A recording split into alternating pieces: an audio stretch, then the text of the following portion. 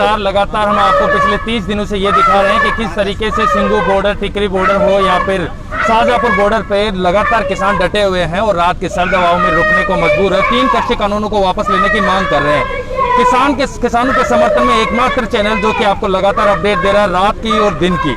हमारे साथ आज किसान नेता योगेंद्र यादव जी है, जिन पे बड़े आरोप भाजपा नेताओं ने भी लगाए, उस पर भी बात करेंगे। तथ्य और तर्कों पे नरेंद्र मोदी ने कहा कि तथ्य और तर्कों पे बात करेंगे, उस पर भी बात होगी और बात होगी कि किस तरीके से कृषि कानून वापस लिए जाएंगे। सबसे पहला सवाल योगेंद्र जी, परसों नरेंद्र मोदी जी ने डायरेक्ट किसानों के साथ संबोधन किया। उन्होंने कहा कि जब 7 राज्यों के किसानों के साथ संबोधन किया, बातचीत की, तो वहाँ के किसान खुश नजर आ रहे थे, यहाँ के किसान नाराज नजर आ रहे हैं। तो वो कह रहे हैं कि वो किसान सब खुश है, ये तो सिर्फ राजनीति है, इवेंट मैनेजमेंट किया जा रहा है। प्रधानमंत्री से ज्यादा इवेंट मैनेजमेंट कौन जानता है? वो तो गुरु है, उस्ताद है इवेंट मैनेजमेंट के। वो किसानों से बात नहीं कर रहे थे, सरकारी अफसर जिन बेचारे किसानों को पकड़ पकड़ के लाए थे उनसे बात कर रहे थे। जिनसे बात कर रहे थे उनको पहले लिख के रिहर्सल हुआ था कि तुम ये बोलोगे, प्रधानमंत्री ये पूछेंगे, तुम ये बोलोगे। इसको बातचीत नहीं कहा जाता, इसको नौटंकी कहा जाता है। प्रधानमंत्री टीवी पे नौटंकी कर रहे थे, सही शब्दों का हम इस्तेमाल करें। सब कुछ रिहर्स था जी, पूरा एकदम थिएटर था, डायलॉग तय थे, वो हो रहा था नाटक। अगर प्रधानमंत्री सचमुच बात करना चाहते हैं किसानों से, यहाँ क्यों नहीं आते? बात करें, हम सम्मान से लाएंगे, मान सम्मान से लाएंगे, लंगर भी खिलाएंगे। आए ना प्रधानमंत्री बात करें। प्रधानमंत्री को आदत पड़ गई है सिर्फ एक तरफा बात करने की, और जो उनसे बात करता है उससे पहले कहते हैं डायलॉग रेडी करके आओ, डायलॉग अप्रूव करवाओ, स्क्रिप्ट करके करो। कभी बिना स्क्रिप्ट के भी बात कर लिया करो प्रधानमंत्री जी, वो करेंगे तो पता लगेगा। आज ये सिर्फ एक प्रदेश की बात नहीं है, एक जगह की बात नहीं है, आज पूरे देश की बात है। 9 करोड़ किसानों के खातों में 18,000 करोड़ रुपए से ट्रांसफर किए 2000 के हिसाब से। हमने एक कैलकुलेशन लगाया कि प्रतिदिन इसके हिसाब से 16 रुपये 32 पैसे किसान के खाते में आ रहे हैं। लगता है कि किसान अपनी आजीविका 16 रुपये 32 पैसे प्रतिदिन के हिसाब से कर सकता है, आजीविका चला सकता है। 16 रुपये 32 पैसे पूरे परिवार को मिलेंगे, और अगर 5 लोगों का परिवार हो तो 3 रुपये 33 पैसा आएगा, एक चाय नहीं मिलेगी। मगर असली बात है, चलो आपने 2000 रुपया दिया महीने का, या आपने साल में 3 बार 2-2 हज़ार का किस्त तय कर दी। अब हर बार इसकी ऐसे घोषणा करते हैं जैसे वो दान दे रहे हो। अरे भाई सरकारी स्कीम है, आपने 1.5 साल पहले घोषित कर दी, तो अब आप हर बार जब उसकी किस्त आती है, प्रधानमंत्री ने ऐतिहासिक, जैसे प्रधानमंत्री ने अपनी जेब से हर किसान के को दान दे दिया, आप दान दक्षिणा कर रहे हो, यह अधिकार है ये। और क्या सरकार हर महीने अब ये घोषित किया करेगी? निर्मला सीतारमण अब 1 तारीख को प्रेस कॉन्फ्रेंस किया करेंगी, इस महीने भारत सरकार ने एक ऐतिहासिक फैसला किया, हम अपने कर्मचारियों को तनख्वाह देने वाले हैं। ये भी हुआ करेगा क्या? इस तरह की नौटंकी क्यों करते हैं? ये जो हकीकत ये है कि किसान को साल में जो 6,000 दिया जाता है उससे ज़्यादा का नुकसान किया जाता है। डीजल का जो रेट इन्होंने बढ़ा दिया, सिर्फ डीजल का रेट बढ़ने से किसान को साल में 3-4 हज़ार का नुकसान हो रहा है। तो जी आप ये दान दक्षिणा कम करो, मेरा डीजल का रेट ठीक कर दो। और अगर फसलों का दाम दे दें, हर किसान को हर एकड़ पे 15-20 हज़ार का फायदा हो जाएगा। तो मोदी जी दान नहीं चाहिए, दाम चाहिए। उन्होंने 2.25 घंटे के करीब का संबोधन रखा है। उसका यदि हम कैलकुलेशन निकाला हमने, तो उससे 200 से 250 करोड़ रुपए का खर्चा उस इवेंट मैनेजमेंट जो आप नौटंकी बता रहे हैं उसका निकला, जिसमें गृह मंत्री, मुख्यमंत्री, सांसद अलग, सब और भी लोग थे। क्या ये 200 से 250 करोड़ किसानों को और फायदा पहुंचा सकते थे?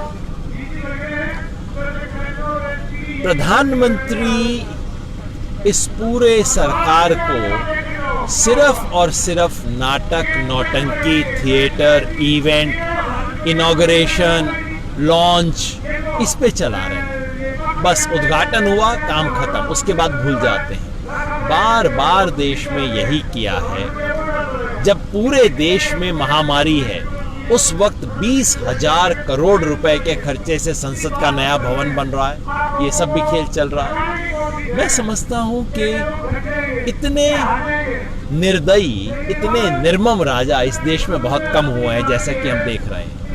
तर्क और तथ्यों पे बात करेंगे। अब आपने क्या तर्क और तथ्य कल की मीटिंग में मोदी सरकार के सामने रखे हैं जिन पे बात की जाएगी? हमने एक बार नहीं, बार बार तर्क और तथ्य रखे हैं, और मैं इसका स्वागत करता हूं। प्रधानमंत्री तर्क और तथ्य पे बात करना चाहते हैं, बहुत अच्छी बात है। तो ऐसा करें, शुरुआत प्रधानमंत्री कुछ तथ्य बता के कर दें। प्रधानमंत्री मुझे बताएं कि आज तक देश के किस किसान आंदोलन ने इन 3 कानूनों की मांग की थी। प्रधानमंत्री दूसरा तथ्य ये बताएं कि वो कौन से किसान संगठन थे जिनकी राय ये कानून बनाने से पहले ली गई थी। वो कौन से किसान संगठन हैं जो आज भी इसका समर्थन कर रहे हैं, उसकी लिस्ट बता दें हमारे को। प्रधानमंत्री ये तथ्य रखें देश के सामने कि 6 साल पहले उन्होंने कहा था कि मैं 6 साल में किसान की आय 2 गुनी कर दूंगा। 5 साल पहले उन्होंने कहा था। प्रधानमंत्री बता दें 5 साल में चलो 1.25 गुनी कर दी क्या, 1.5 गुनी कर दी क्या, कितना कर दी। बहुत अच्छी बात है, तथ्य और तर्क के आधार पे हो। प्रधानमंत्री ने तथ्य और तर्क कह दिया तो बहुत अच्छी बात है। तथ्य और तर्क रखें और बात हो इसमें। अभी उन्होंने कहा कि यदि एमएसपी पे फसलें खरीदते हैं तो 1.5 लाख करोड़ के लगभग का खर्चा आता है। यदि पूरी एमएसपी पे फसलें खरीदी जाएगी तो 6.5 लाख करोड़, जिससे कि अर्थव्यवस्था जो है वो डगमगा जाएगी। ऐसा भी तर्क देना है राष्ट्रीय प्रवक्ता जो भाजपा के उनका। अलग अलग प्रवक्ता इनके ये भी अलग अलग बातें करते हैं। गृह मंत्री कहते हैं 18 लाख करोड़ का खर्चा है, कोई कहता है 6 लाख करोड़ रुपए का खर्चा है। अरे भाई, फसलें खरीदोगे तो उसके बाद समुद्र में तो नहीं फेंकोगे ना। सरकार खरीदेगी तो उसको कहीं बेचेगी भी, तो बेचेगी, पैसा वापस नहीं आएगा। और हाँ, खर्चा होगा। एमएसपी देने पे कम से कम 2-3 लाख करोड़ का खर्चा होगा। वो कहाँ जाएगा? चीन में जाएगा क्या वो खर्चा? अरे हमारे किसान की जेब में जाएगा। वो अपनी माँ का इलाज करवाएगा, बच्चे को स्वेटर खरीदवाएगा, किसी को मोपेड मोटरसाइकिल दिलवाएगा। वो देश में पैसा फैलेगा, देश में बेहतर होगा। असली खेल ही ये है। सरकार चाहती है कि किसानों का पेट डायलॉग से भर दिया जाए और किसान कह रहा है कि नहीं, डायलॉग से पेट नहीं भरेगा, आपको जेब में तो हाथ डालना पड़ेगा। अब यही सवाल है कि सरकार जेब में हाथ डालना चाहती है कि नहीं। एक और पर्सनल सवाल आपसे कि आपके पिताजी का देहांत हो गया था, आप वहाँ से ज़्यादा इसको किसान आंदोलन को जिम्मेदार समझ रहे हैं कि यहाँ पर आना, आपको वहाँ पर जब पिताजी के साथ जाना था आपको, उससे पहले आप यहाँ आए और लगातार किसान आंदोलन में बने हुए? मेरे पिताजी ने जिंदगी में कोई कर्मकांड नहीं किया। उन्होंने हमें सिखाया कि संघर्ष, आंदोलन, समाज परिवर्तन में बड़ा शामिल होना सबसे बड़ा धर्म है। कोई धर्म में कर्मकांड नहीं किया। तो जब उनके आखिरी दिन थे, 8-10 दिन, मेरी बहनों ने कहा कि बुला लें उसे। पिताजी ने कहा नहीं, वो अच्छे काम पे गया है, उसको वहाँ जाने दो। बस इतना तसल्ली है कि आखिरी घंटों में उनके पास बैठ सका, उनके साथ था। 4 दिन जो चौथा होता है वो हमने किया।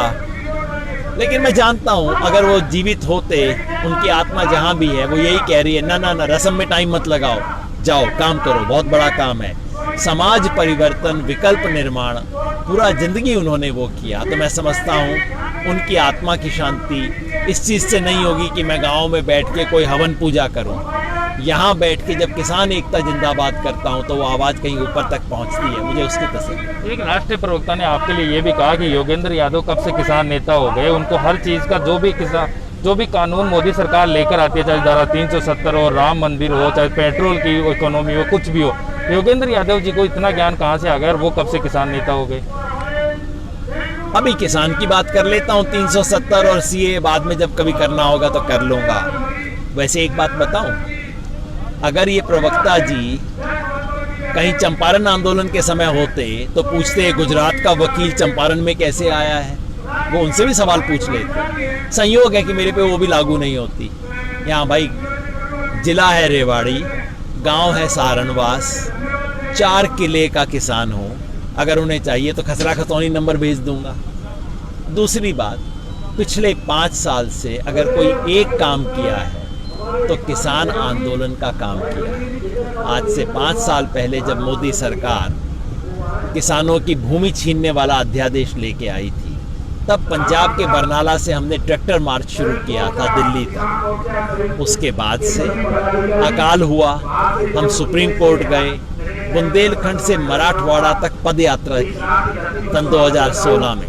2017 में मंदसौर में किसानों पे गोली चली, वहाँ पहुँचे और उसके बाद से हमने एक अखिल भारतीय किसान संघर्ष समन्वय समिति की स्थापना की, जिसमें पहली बार उस समय 125, अब 250 किसान संगठनों को एक छतरी के अंदर लेके आया गया है। उसके बाद हमने देश भर में किसान मुक्ति यात्राएं की, बड़ी किसान संसद का आयोजन किया, किसानों के लिए कानून संसद के सामने पेश करवाए। जब मोदी जी RCEP करने की कोशिश कर रहे थे तब किसानों के आंदोलन में खड़े हुए। जिस दिन ये बिल किसान संसद में पेश हो रहे थे उस दिन जंतर मंतर पे किया। और कितना CV चाहिए? वैसे इस CV की जरूरत नहीं होनी चाहिए, तभी मांगा जाता है जब तर्क नहीं बचता। जब मुझे लगता है कि सामने वाले का तर्क का जवाब नहीं देता तो मैं पूछता हूँ कोट का रंग नीला क्यों है, शर्ट का रंग काला लाल क्यों है, ये वाला लाल क्यों है? क्योंकि और तो मेरे पास कुछ कहने को बचा नहीं।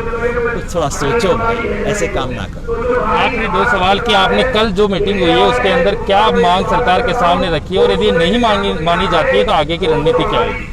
मांग नहीं, सरकार ने कहा कि आप आओ बात करो जब मर्जी जिस भी विषय पे। हमने कहा बहुत अच्छी बात है, 29 तारीख को बात करेंगे, एजेंडा हम सेट करेंगे। और एजेंडा होगा किसान को इन तीनों कानूनों से को रद्द करने की प्रक्रिया क्या हो, रद्द होंगे या नहीं होंगे इस पे और चर्चा हम नहीं चाहते, रद्द करने की प्रक्रिया पे चाहते हैं। किसान को MSP का कानूनी अधिकार मिले, उसका मैकेनिज्म क्या होगा, मिले या ना मिले इस पे चर्चा नहीं होगी, उसका मैकेनिज्म पे अब सिर्फ चर्चा होगी। बिजली के बिल से किसानों को नुकसान ना हो उसके लिए क्या उसमें अमेंडमेंट किया जाएगा, और जो पराली जलाने वाले प्रावधान है किसानों को सजा का, वो कैसे खत्म किए जाएंगे।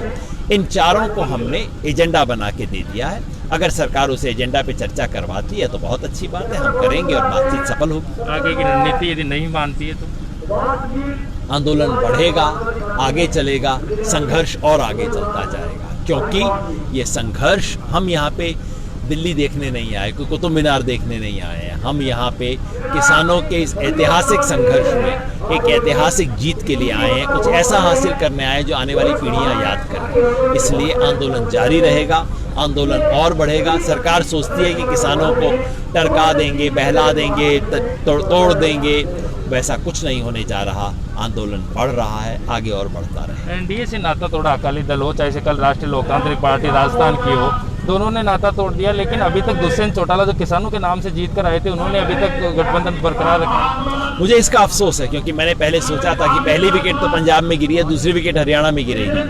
वैसा नहीं हुआ, लेकिन दूसरी विकेट राजस्थान में गिर गई है। अब मुझे लगता है कि दुष्यंत चौटाला पे और भी दबाव पड़ेगा।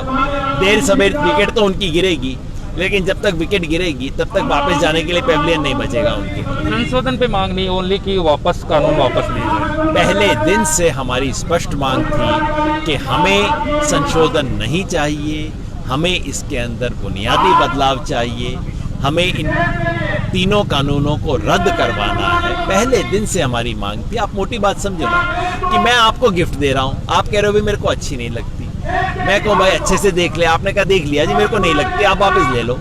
उसके बाद मैं कहूँ कि नहीं नहीं नहीं मैंने दी है, अब ऐसा करते हैं थोड़ा सा संशोधन कर देते हैं, थोड़ा सा काट देते हैं। आप कहोगे ना बाबा छोड़ तो मेरा पीछा, मेरे को नहीं चाहिए। किसान यही बात कह रहा है, क्यों नहीं कह सकते। बिल्कुल। तो ये थे हमारे साथ योगेंद्र यादव जी, किसान नेता, जो कि पिछले जब से किसान आंदोलन शुरू हुआ है तब से लगातार डटे हुए हैं। और यही मांग है कि जब तक मोदी सरकार तीनों कानूनों को वापस नहीं लेती तब तक हम यहीं पर डटे रहेंगे, बॉर्डर पर, और आगे और भी आंदोलन को तेज करेंगे। हम लगातार आपको दिखा रहे हैं कि किस तरीके से शाहजहांपुर बॉर्डर, टीकरी बॉर्डर या फिर सिंगू बॉर्डर पर किसान डटे हुए हैं। रात की सर्द हवाओं में रुकने को मजबूर है, लेकिन उनकी सरकार, मोदी सरकार अभी भी सुनने को तैयार नहीं है और अपने अड़िग है कि हम कानून वापस नहीं लेंगे, संशोधन को तैयार है।